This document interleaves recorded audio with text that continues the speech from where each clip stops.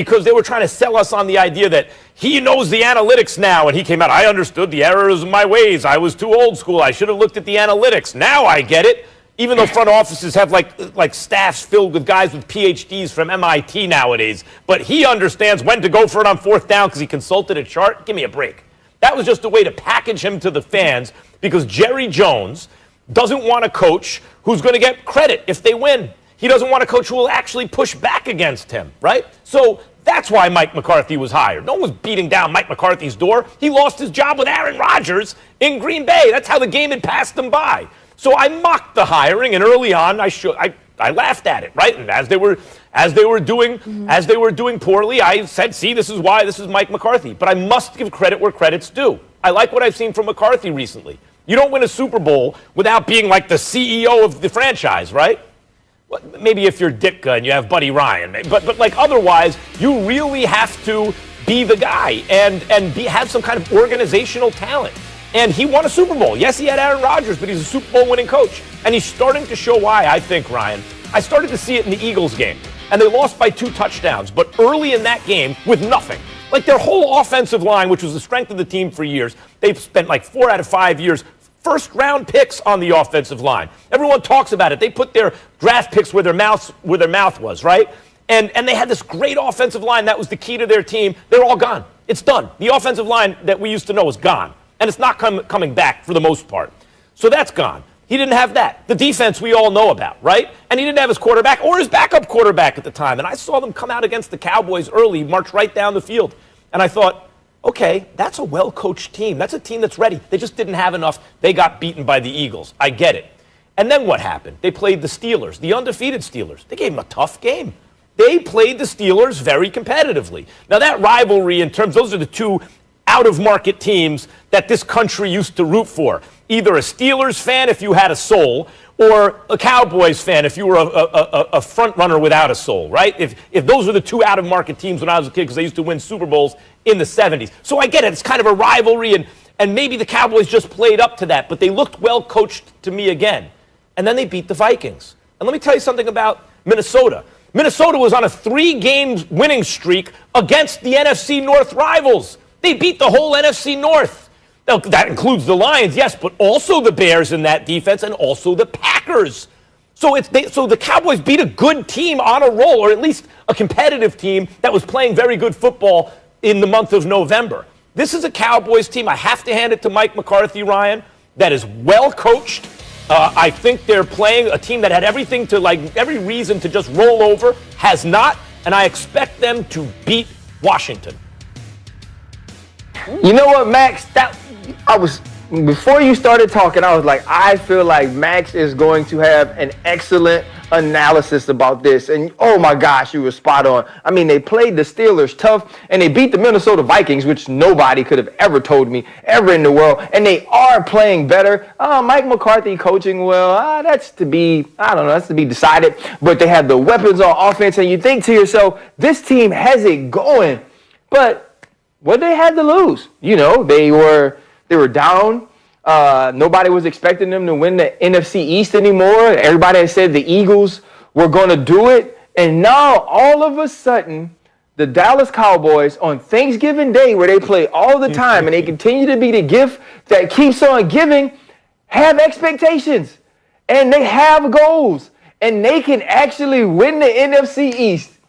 And as I was sitting here, I don't know if somebody placed Stephen A's seat under me. And you know how Stephen A, he got that little joint that he sit behind his back so he could seem tall, you know what I mean? Because you know his legs high and his waist high, but his torso real short. So he put that thing behind him so he could look tall. And I thought to myself, I felt like Stephen A jumped into my body and said, RC, they gonna mess it up. And that's how I feel. And I know, like on paper, they should beat the Washington football team. And the Washington football team, they get lucky last week. Unfortunately, Joe Burrow gets hurt. But Alex Smith played kind of well. And when you look at McKissick and you think about Gibson, it's like those dudes run the football pretty good. And they have a reason to be playing for their coach. And defensively, late in the game against Detroit, they found something. Obviously, against the Cincinnati Bengals, they found something. And I think Washington's going to win. Because the thing was, Will they make you proud? One, we will never be proud of the Dallas Cowboys, no matter who you are. You won't be proud, Max. I won't be proud. Even America will not be proud because they're not even America's team. But what we are used to is being disappointed when they have expectations. And we thought the coach was bad. We thought the defense was bad. We knew the defensive coordinator was bad. He's still bad. But all of a sudden, we're starting to talk good about him, Max. Max, we're saying things like they can win the NFC East. And whenever we do that, what do the Dallas Cowboys do for us? They give us something else to talk about the next week, and it ain't never good stuff. So for that reason, I say, as I'll be eating my sweet potato pie, my ooey gooey butter cake, a little gumbo, maybe some turkey. Turkey's like my least favorite part of Thanksgiving. I know I will be sitting there saying to myself, the Dallas Cowboys have done it again. They've given me something to talk about on First Take on Friday morning because somehow, some way, they're going to lose this game. If it wasn't for the hairline, I mean, I might have to call you Stephen A. Clark. That's exactly, we didn't miss a beat here. That's right, there are expectations. And by the way, that's the best argument you could make. And by the way, Washington has some guys up front who can get after it, right? All those things are true. Man, but I don't think that, when you see a trend, in a certain direction, like I was talking about the way they were coached after the Eagles game, which again, they only scored 9 points. They lost by 2 touchdowns. But I thought, nope, I see something happening here. And then it continued. They played the Steelers better. And then it continued. They beat the Vikings. This is a team that is trending in the right direction. Washington is, the NFC East is awful. But there's no team in it at the moment like the Jets. There's no team in it let you go, okay, come on. You could say, hey, you actually have to prepare for Washington or the New York Football Giants. They do have a defense. There's no absolute bottom feeder. This team is incapable of winning, and that includes Washington. I just like the way Dallas is playing more, but maybe I may have to concede this debate because certainly you're right. There are certain expectations for the Cowboys at the moment, considering the NFC East is so soft. 5 wins, maybe 6 wins. I'm rooting for 5. Wins the division. Maybe they're all set up to disappoint you on Thanksgiving, and these are as high as they can set expectations before the come down. But I actually think expectations could get a little higher. I think expectations around Christmas, like give it a couple more weeks, let them get to the point where they're going to win the division, and then they fall flat. No, I think it's a little early. The thing is, right? See. Well, the thing is, like, we can't wait till Christmas now. It's 2020. You need to get disappointed on other holidays.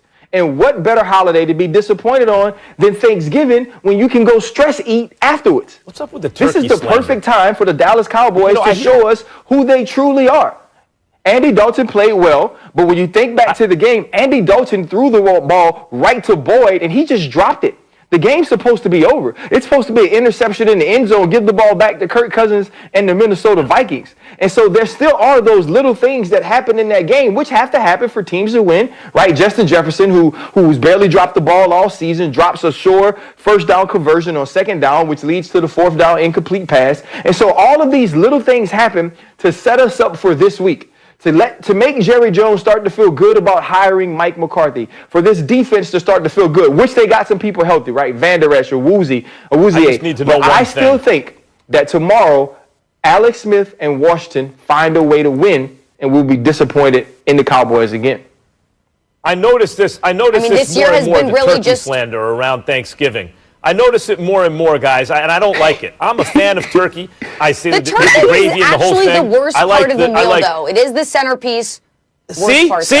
This is the new thing. Everyone's got to diss the turkey. Turkey's decoration, I'm a turkey bro. fan. I don't like it. Turkey's decoration. I don't like the slander. Look, I like to set new trends. I do filet mignon on Thanksgiving Day. I like the rich foods. All right, guys, look, you know what? The NFC East, it's flat out terrible. Both of these teams playing tomorrow, they're 3-7, but they can take